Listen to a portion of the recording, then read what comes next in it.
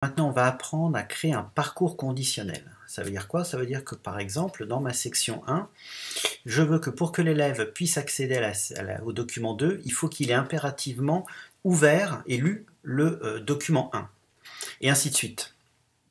Donc on peut éventuellement, par exemple, en fin d'activité d'une section, d'un chapitre 1, par exemple, pour passer au chapitre 2, on veut qu'en fin de chapitre 1, l'élève réponde à un quiz et qu'il obtienne un certain score suffisant pour pouvoir passer à la section suivante ou à l'activité suivante.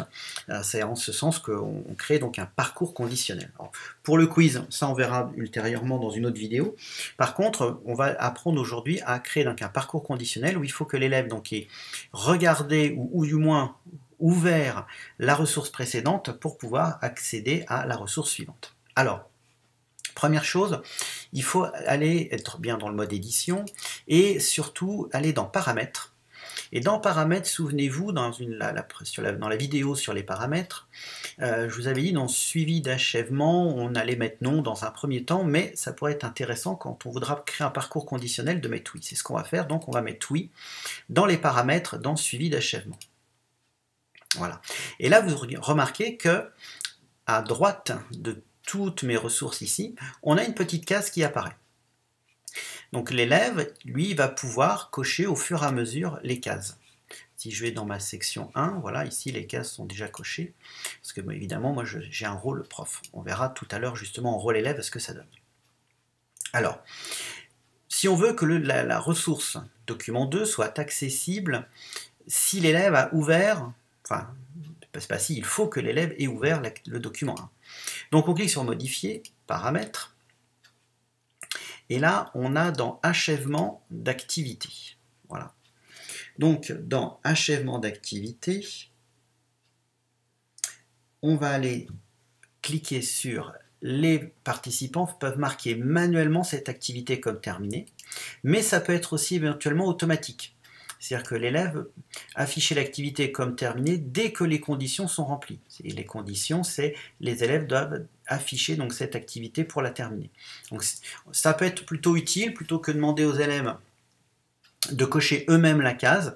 Il suffit qu'ils ouvrent l'activité, enfin le document 1 pour que effectivement le document soit considéré comme ayant été lu. Bon, évidemment, il n'y a pas un petit robot qui regarde si l'élève a vraiment lu attentivement le document. Une fois que ceci est fait, il va falloir le faire. Alors ça, je l'ai fait pour le document 2, mais il va falloir surtout le faire aussi pour le document 1, parce que c'est important. On verra tout à l'heure qu'il y a une façon de pouvoir traiter par lot, heureusement, toutes les ressources. Sinon, s'il faut les faire un par un, ça va être très fastidieux. Donc dans restreindre l'accès, ici on va ajouter une condition. Dans restreindre l'accès, on va ajouter une condition d'achèvement d'activité. Donc on clique sur achèvement d'activité. Donc l'étudiant doit remplir les conditions suivantes. Donc il doit avoir achevé d'avoir ouvert le document 1 marqué comme achevé. On va enregistrer. Voilà. Donc là, vous voyez d'ailleurs, il y a marqué associé au document 2, accès restreint, non disponible à moins que l'activité de devient soit marquée comme achevée. Par contre, dans document 1, il va falloir absolument dans les paramètres que je coche dans achèvement d'activité, ici, donc alors, par défaut, vous remarquerez que ça peut être fait manuellement. Là, je le marque automatiquement. Bon. Voilà, et ainsi de suite. On va quand même aller faire le document 3. Voilà, pour remontrer encore une fois. Donc, dans achèvement d'activité, moi je veux que ça soit automatique, je préfère, c'est plus simple, comme ça les élèves ils ne se rendent même pas compte. Et dans restreindre l'activité, ici, toc, voilà, je veux que l'élève il ait donc choisi, si j'en suis au document 3, il faut qu'il ait donc ouvert le document 2. Voilà, et j'enregistre. Voilà, donc après, vous voyez, on peut voir quand même ce qu'on fait au fur et à mesure. Bon.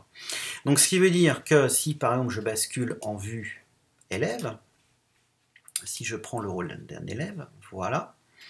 Donc là, il faut que j'ai ouvert le document 1. Voilà, je l'ai ouvert. On va dire que je l'ai lu. Et vous voyez que là, hop, c'est coché automatiquement. Ce qui veut dire que maintenant, je peux accéder à mon document 2. Je le regarde, je reviens au suivant, et là, vous voyez, c'est coché de nouveau, et maintenant, je peux accéder au document 3. Et ainsi de suite, vous avez compris. Bon. Alors comme, je vais reprendre mon rôle normal, voilà. Heureusement, c'est un peu fastidieux s'il faut tous les faire comme ça un par un, donc heureusement, il y a une façon de faire qui est très pratique, qui est le traitement par l'eau. Alors, ici dans la roue crantée de notre cours, on va aller dans achèvement de cours. Voilà. Et il y a un onglet qui s'appelle modification en lot de l'achèvement d'activité. C'est le 3e. Voilà. Donc je vais cocher ici tous mes documents. Ce que vous voyez ici, c'est avec les conditions manuelles. Moi, ce que je veux, c'est que ça soit automatique. Donc je coche toutes les ressources de ma section. Je fais modifier. Et là, vous voyez, je vais pouvoir choisir que ça soit donc affiché automatiquement, enfin coché automatiquement. Donc là, je coche bien ici, j'enregistre.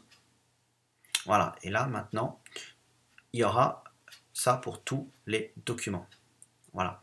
Donc après, si je reviens dans ma section 1, voilà, il va quand même falloir que pour chaque document, là je l'ai ouvert, c'est pas ça que je voulais faire, pour chaque document, j'indique. Il faut que je bascule en mode édition, bien sûr, voilà. Donc pour chaque document, et bien là, il va falloir que je précise dans les paramètres pour le document 4. Donc j'ai pu à modifier achèvement d'activité, ça a été fait automatiquement.